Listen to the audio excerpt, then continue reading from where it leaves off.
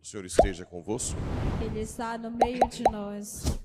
Proclamação do Evangelho de Jesus Cristo segundo Mateus. Glória a vós, Senhor.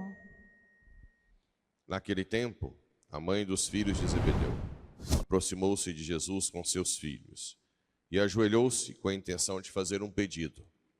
Jesus perguntou: "O que tu queres?" Ela respondeu: "Manda que estes meus 2 filhos se sentem no teu reino, um à tua direita e outro à tua esquerda." Jesus então respondeu-lhes: "Não sabeis o que estáis pedindo. Por acaso podeis beber o cálice que eu vou beber?" Eles responderam: "Podemos." Então Jesus lhes disse: "De fato, vós bebereis do meu cálice, mas não depende de mim conceder o lugar à minha direita ou à minha esquerda. Meu Pai é quem dará esses lugares àqueles para os quais ele os preparou." Quando os outros 10 discípulos ouviram isso, ficaram irritados contra os 2 irmãos. Jesus, porém, chamou-os e disse: "Vós sabeis que os chefes das nações têm poder sobre elas, e os grandes as oprimem. Entre vós não deverá ser assim. Quem quiser tornar-se grande, torne-se vosso servidor. Quem quiser ser o primeiro, seja vosso servo. Pois o Filho do Homem não veio para ser servido, mas para servir e dar a sua vida, como resgate em favor de muitos." Palavra da salvação. Glória a vós, Senhor. Caríssimos irmãos e irmãs rádio ouvintes que nos acompanham pelas redes sociais. Hoje, então, celebramos o apóstolo Tiago Maior. Tem 2 Tiagos apóstolos, o maior e o menor. O maior é o filho de Zebedeu e Salomé, Maria de Salomé, que é irmão de João, são primos de Jesus. Na Bíblia fala de Maria de Salomé, irmã de Maria. Então ela é tia de Jesus. São Tiago Maior é aquele que foi o primeiro morto no ano 42, 44, mais ou menos, né? Pela espada, decapitado por Herodes. Ele foi o primeiro mártir. São Tiago é aquele apóstolo que sempre está junto de Jesus nos momentos mais importantes, como transfiguração, a ressurreição da filha de Jairo e no Getsemane. É sempre Tiago, Pedro e João, né? Tiago, Pedro e João, venha. Ele mandava sair todo mundo, estava lá os 3 apóstolos. Muito bem. Em cima da vida de Tiago, que foi assassinado, deu a vida, seu corpo hoje foi transladado por 2 discípulos durante a perseguição para São Tiago de Compostela, onde tem uma belíssima basílica na Espanha e de onde também se faz o famoso Caminho de Santiago, que é aquela de caminhar aí de vários quilômetros, saindo de Portugal até chegar em Santiago de Compostela, né? Ali está o seu corpo hoje. Bem, em cima da vida de Tiago, a igreja escolheu esses textos. O primeiro texto da segunda carta aos Coríntios praticamente resume a nossa existência aqui, né? O que São Paulo fala? Trazemos em vasos de barro esse tesouro, o Espírito Santo. Nós fomos feitos desde antes do pecado para nos doarmos, para consumirmos de amor. Antes do pecado, isso era bem claro. Não tinha sofrimento, Adão e Eva nem usavam roupa. Não, por quê? Porque a consciência de que nós temos um corpo para nos doarmos era completa. Com o pecado entrou a cobiça, a concupiscência, o desejo, a posse. Lembra de São Francisco de Assis? O contrário da humildade é a posse, né? Então, entrou a cobiça. Aí nós nos cobrimos para nos defendermos. perdemos a consciência de que nascemos para nos doarmos. E Satanás, você vê hoje na sociedade, nas propagandas, nas novelas, ele induz a pensar de que é feliz quem é servido, é feliz quem tem posse, é feliz quem faz o que quer com dinheiro. A partir dessa premissa, hoje nós temos uma sociedade que, como nunca na história, deprimida, com insônia, irritabilidade e suicídio, como nunca houve na história. Se você for pegar um parâmetro bem claro, pegue os adolescentes de hoje, que tem um índice de depressão com 13, 14 anos, e suicídio. Goiânia é a capital com o maior número de suicídios de criança com 13, 14 anos, e peguem os adolescentes antigamente, de 13, 14, como é que era na roça? Ralava, não é não? Tudo tinha que ir buscar água na cisterna, lavar roupa lá no rio, tinha que ajudar o pai, às vezes, até na lida do pasto. Era ou não era? Hoje tem a lei da palmada. Se um vizinho ouvir uma criança chorar, já denuncia, porque não pode bater nada. Naquela época, era fio que apanhava, era rédea, o que mais? Era vara, nem se fala, todas as qualidades possíveis, imagináveis e inimagináveis. Era ou não era? E tinha depressão? Não.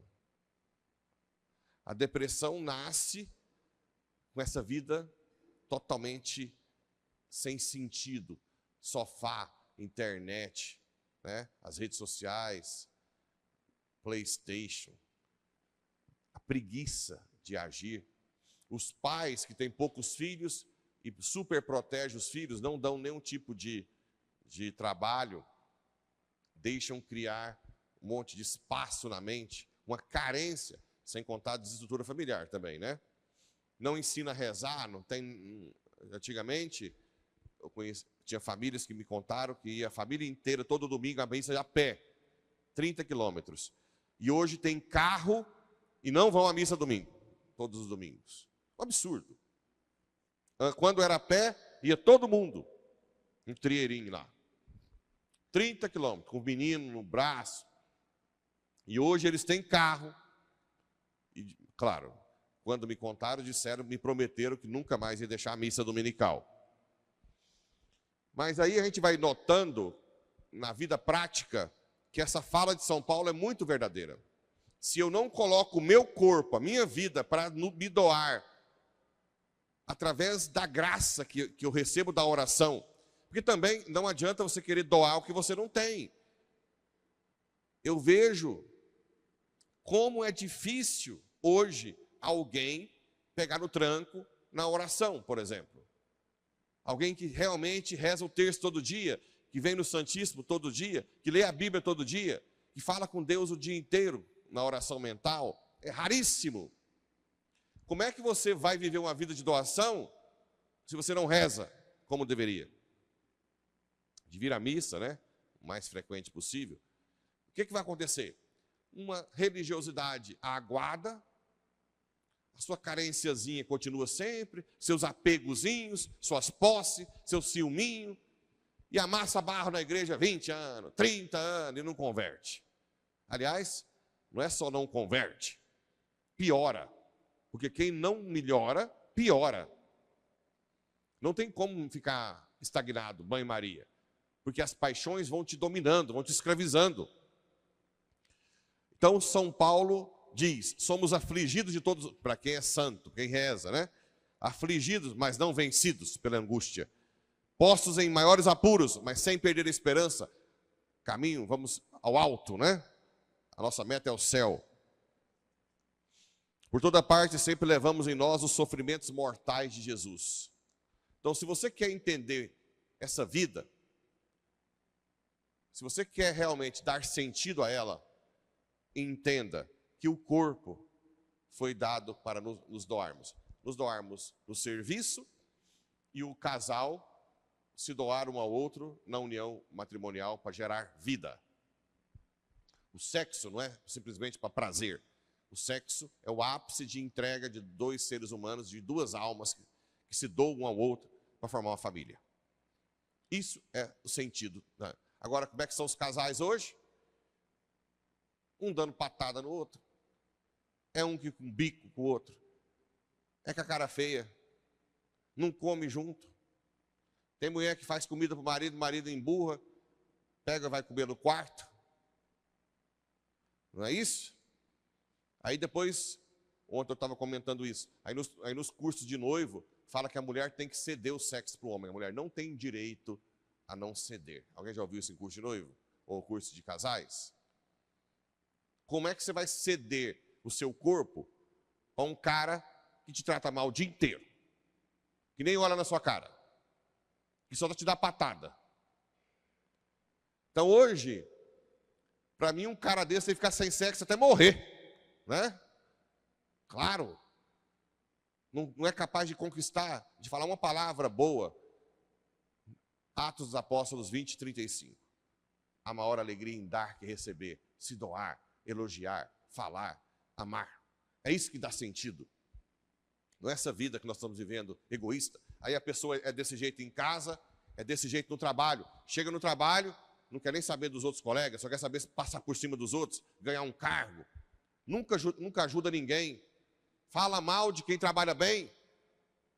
Calunia, de inveja, que às vezes é um preguiçoso, não faz nada direito. Então, nós estamos com uma sociedade totalmente doente, oposta ao que Deus criou. Ao invés de você se doar na família, amar sua esposa, seu esposo, seus filhos, rolar, não. Filho, vai para futebol depois do trabalho, uma cervejinha todo dia. Aí chega 8h30 da noite, o menino já está dormindo. Doação zero. Tudo é, eu tenho meu tempo, a minha cervejinha, os meus amiguinhos. Tchucu-tchucu, né? E a família, em último plano. Igreja, nem pensar. Como é que vocês estão vendo a doença que nós estamos vivendo? Que é totalmente oposta a isso que São Paulo está dizendo. E aí não dá sentido à vida. Não dá. Se eu parar de atender o povo aqui, de ir atrás, de mandar vir na missa, de mandar casar, confessar, cadê? Né? Confessa. De vez em quando eu confesso ontem na rua. Vem cá, fala nos meus ouvidos. Se eu parar de fazer isso, ficar lá em casa vendo séries, Netflix, né? Logo, logo eu estou deprimido. Logo, logo, estou lá, meu barrigão lá, com as pipocas, comendo, tomando coca. Não, vamos celebrar hoje cedo. Não, está frio, vou dormir até mais tarde. Quanto mais eu fizer isso, mais perde o sentido a vida. Eu saio da dinâmica de dar a minha vida, de me consumir, de salvar almas, de levar para o céu. E aí eu fico deprimido. Por isso tem muitos padres deprimidos. Porque às vezes também não faz também o que deveria. Não se consome. A primeira coisa, não reza. Né? Aí depois vem o Salmo. Os que lançam as sementes entre lágrimas ceifarão com alegria. Quando o Senhor reconduziu nossos cativos, parecíamos sonhar. Se você lança a semente, mesmo na dor, né? E no Evangelho, nós temos um momento em que Salomé, que é a mãe de Tiago maior, pede para João e Tiago ficarem do lado direito e esquerda. Né? Aí Jesus diz, olha, não cabe a mim escolher. Aí os outros apóstolos ficaram com bravos. Isso é hipocrisia, né? No fundo eles queriam também. Uma outra coisa também que nós temos que combater muito na igreja é a hipocrisia. É ver o defeito do outro e não ver o seu. Por isso que é bom você ter um espelhinho sempre. Se tivesse um espelhinho que mostrasse a alma, nós ia distribuir, né? Ao invés de espelhinho só para a mulher retocar alguma maquiagem, tinha que ter o espelhinho da sua alma, para ver a miséria que nós somos. A coisa mais segura que tem é você reconhecer sua miséria, porque se você reconhece sua miséria, você sempre se coloca diante de Deus com humildade. Você vê igual que esse cachorrinho que faz coisa errada, cabeça vem arrastando, banando o rabo, né?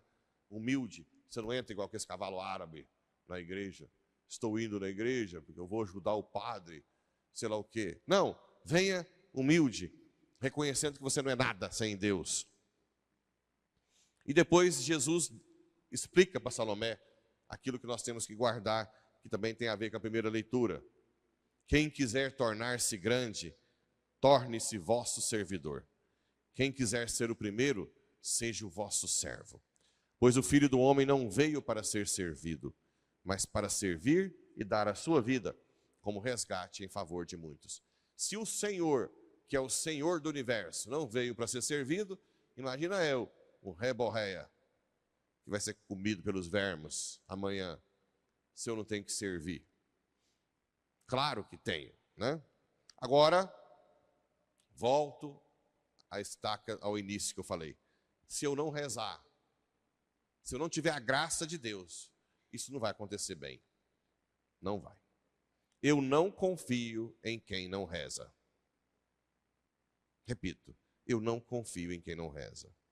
Mas é gente boa horizontal, não transcende. Só é capaz de dar a vida quem transcende. Você aceita perder se alguém não te paga um dinheiro que você emprestou. Se você não reza, você vai ficar a vida inteira pensando que você levou um calote. É por isso que está um monte de compadre aí de mal um do outro, né? Mas se você reza e transcende, você diz, não, Senhor, eu ofereço isso, eu aceito perder pela salvação da minha família e a da dele. Ainda perdoo com a sua graça.